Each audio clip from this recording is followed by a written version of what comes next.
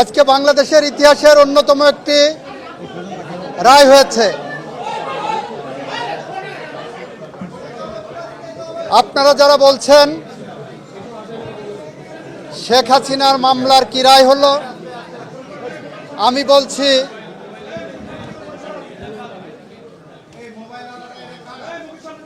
জুলাই বিপ্লবে যারা শহীদ হয়েছেন তাদের মামলার কি রায় হলো।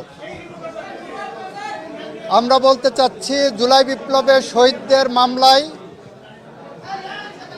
শহীদরা ন্যায় বিচার পেয়েছেন, রাষ্ট্র ন্যায় বিচার পেয়েছে, প্রসিকিউশন পক্ষ ন্যায় বিচার পেয়েছে।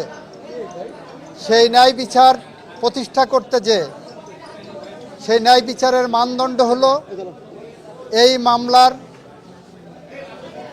দুইজন আসামিকে সর্বোচ্চ শাস্তি মৃত্যুদণ্ড দেওয়া হয়েছে। একজন আসামি যিনি রাজসাক্ষী হিসাবে নিজেকে আদালতের সামনে উপস্থাপন করেছেন, সার্বিক বিবেচনায় আদালত তাকে 5 বছরের কারাদণ্ড প্রদান করেছে।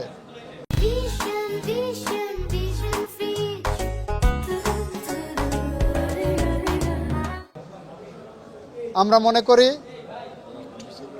শহীদদের প্রতি, দেশের প্রতি, এদেশের মানুষের প্রতি, গণতন্ত্রের প্রতি, সংবিধানের প্রতি, আইনের শাসনের প্রতি এবং আগামী প্রজন্মের প্রতি দায়বদ্ধতা পরিশোধের স্বার্থে এ রায় একটি যুগান্তকারী রায়। এই রায় প্রশান্তি আনবে, এ রায় ভবিষ্যতের জন্য একটি বার্তা, এ রায় বাংলাদেশে ন্যায় বিচার এবং আইনের শাসনের জন্য একটি মাইল ফলক হয়ে থাকবে। এটা আমাদের কথা। সবাইকে ধন্যবাদ। কোন অভিযোগে যদি কি সাজা হয়েছে যদি একটু বলতেন। যে অভিযোগগুলো সাজা হয়েছে আপনারা শুনেছেন, দীর্ঘ আলোচনা হয়েছে। ওনার 5টা অভিযোগকে 3টা কাউন্টে এনে ওনারা সাজা দিয়েছেন। শেখ হাসিনাকে একটা কাউন্টে সুপিরিয়র কমান্ড রেসপন্সিবিলিটিতে যাবজ্জীবন জেল আনটিল ন্যাচারাল ডেথ দিয়েছেন, আর ডাইরেক্টলি যেটা নির্দেশনা দিয়েছেন সেখানে তাকে ডেথ পেনাল্টি দিয়েছেন। আইনের বিধান মতে যেদিন থেকে গ্রেপ্তার হবেন সেদিন থেকে সাজা কার্যকর হবে। এটা রাষ্ট্র আইনিভাবে যা যা করণীয় সব করবে। রাষ্ট্র আইনিভাবে যা যা করা সম্ভব সবটুকু করবে। এই মামলায় শহীদদের পরিবারকে, আহতদেরকে ক্ষতিপূরণ দেওয়ার জন্য একটা নির্দেশনা আদালত দিয়েছেন।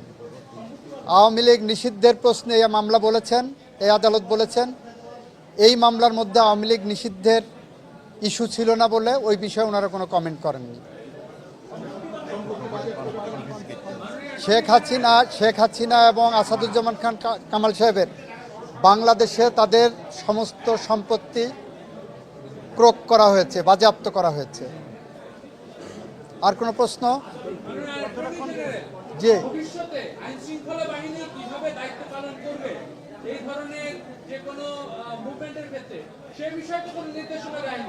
এই মামলার ওই বিষয়ে কোনো পর্যবেক্ষণ এখানে আসার সুযোগ নাই, যেহেতু কোনো অভিযোগ এই মর্মে কোনো চার্জ গঠন হয়নি বা সাবজেক্ট না, ইস্যু না। তবে এই মামলার মর্ম থেকে সবাই একটা বার্তা পাবেন কিভাবে দায়িত্ব পালন করতে হবে। রায় বাস্তবায়ন আইনি পথেই হবে, আইনসঙ্গতভাবেই হবে। বেআইনি বা আইনসঙ্গত নয় এরকম কোনো পথ সরকার অবলম্বন করবে না। পলাতক থাকা অবস্থায় আপিল করার সুযোগ বাংলাদেশে না বিশ্বের কোনো দেশে আছে বলে আমার জানা নাই। স্যার, শেখ হাসিনা তো ভারতের বসে গণমাধ্যমে কথা বলেই যাচ্ছেন। এই রায়ের পর তিনি যেহেতু আইনের দৃষ্টিতে এখন একজন মৃত্যুদণ্ডপ্রাপ্ত আসামি, সেক্ষেত্রে বাংলাদেশ থেকে কোনো পদক্ষেপ নেওয়া হবে কিনা তার এই ধরনের ইন্টারভিউ প্রচারের বিষয়ে? বাংলাদেশ সরকার আইনসঙ্গতভাবে যত রকম পদক্ষেপ আছে সবগুলো নেবে বলে আমরা মনে করি। সেক্ষেত্রে কি রায়ের কপি পাঠাতে হবে কিনা, অথবা ভারত সরকারের হাতে রায়ের কপি যাওয়ার পর সরকার এই রায় কার্যকর করার জন্য কোথায় রায়ের কপি পাঠাবেন, কি পদক্ষেপ নেবেন, সরকার এটা আইনি পর্যালোচনা করে সেটা নেবেন।